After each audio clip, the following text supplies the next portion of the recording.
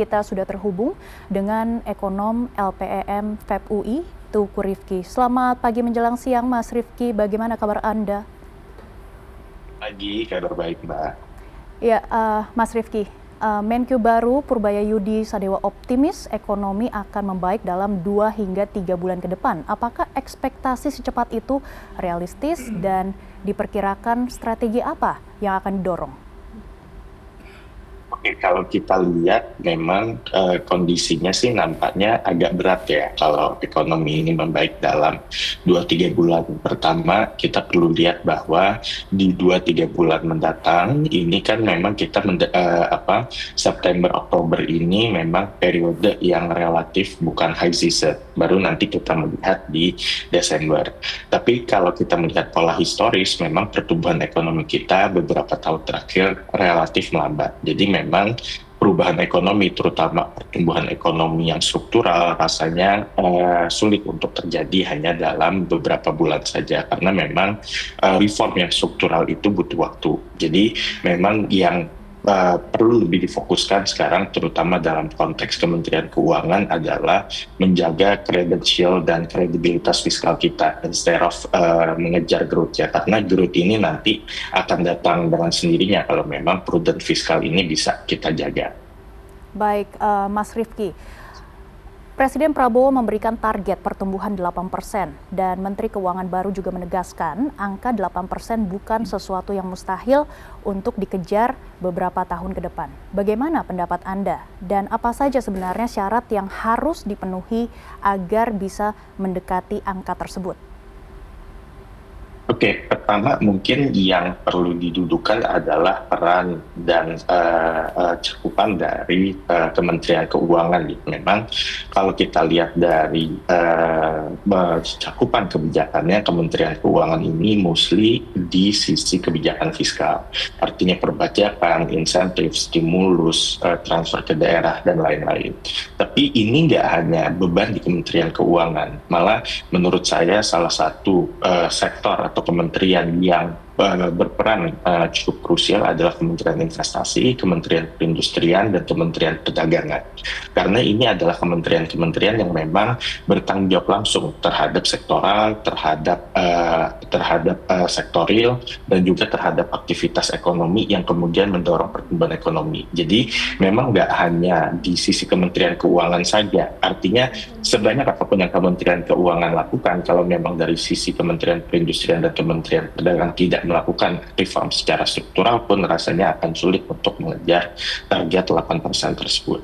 Baik, Mas Rifki, tadi kami juga menyimak bersama pidato masing-masing dari kedua tokoh, Sri Mulyani dan juga Purbayayudi Sadewa. Setelah Anda mendengarkan pidato mereka, bagaimana Anda membaca arahan ke depannya?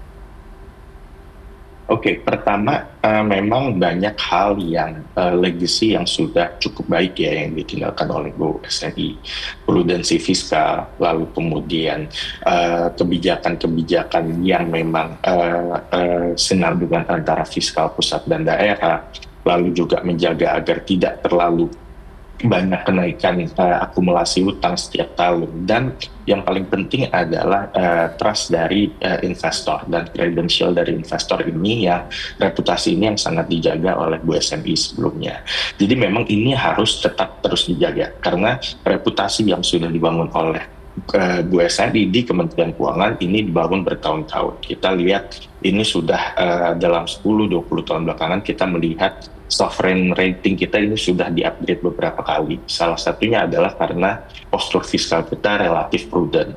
Nah, dengan bergantinya sosok Menteri Keuangan yang sudah tidak berganti selama lebih dari 1 dekade, maka ini perlu terus dijaga. Jadi saya rasa memang nggak perlu ada terobosan yang terlalu signifikan, tapi bagaimana kemudian fiscal prudent perlu tetap dijaga, sembari juga didukung oleh kementerian lainnya yang mendukung di sektor real. Kementerian Keuangan menjaga prudensial fiskal itu yang saya rasa masih menjadi PR utama, apalagi di tengah banyaknya program-program populis di pemerintahan saat ini. Baik, Mas Rifki, bagaimana sebenarnya Mas Rifki menilai profil dan juga pengalaman Purbayayudi Sadewa sebagai pengganti Sri Mulyani?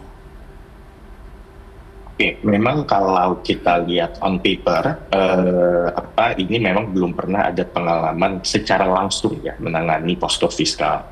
Jadi memang sebelumnya belum pernah ada di Kementerian Keuangan. Tapi kemarin juga Pak Purbaya sudah sampaikan bahwa beliau memiliki beberapa experience dan track record di fiskal. Ini nanti kita lihat saja. Tapi memang saya nggak akan komen di sosok perorangan ya, tapi tugas-tugas apa yang perlu diemban Pak Purbaya dalam menjalankan sebagai Menteri Keuangan berikutnya.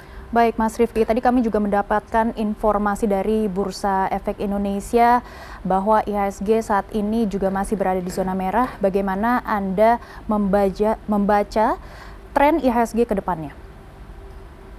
Oke, memang ini masih refleksi awal ya, di mana memang investor masih merasa uncertain gitu dengan pergantian ini gitu, karena tadi tidak ada pengalaman secara langsung Pak Purbaya memegang postur fiskal. Jadi ini IHSG masih merah, kemudian juga masih terjadi capital outflow dan masih ada tekanan terhadap rupiah.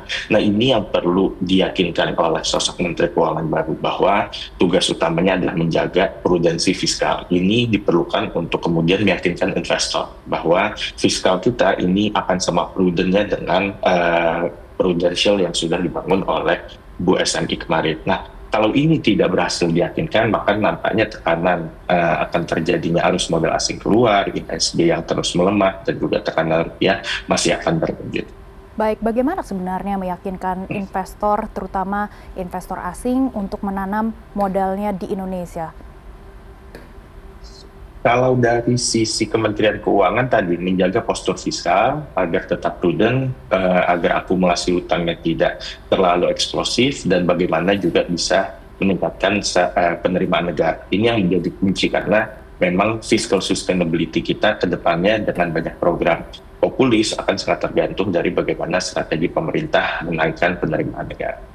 Baik, Mas Rifki, apa sebenarnya tantangan terbesar yang akan dihadapi oleh Purbaya dalam waktu dekat?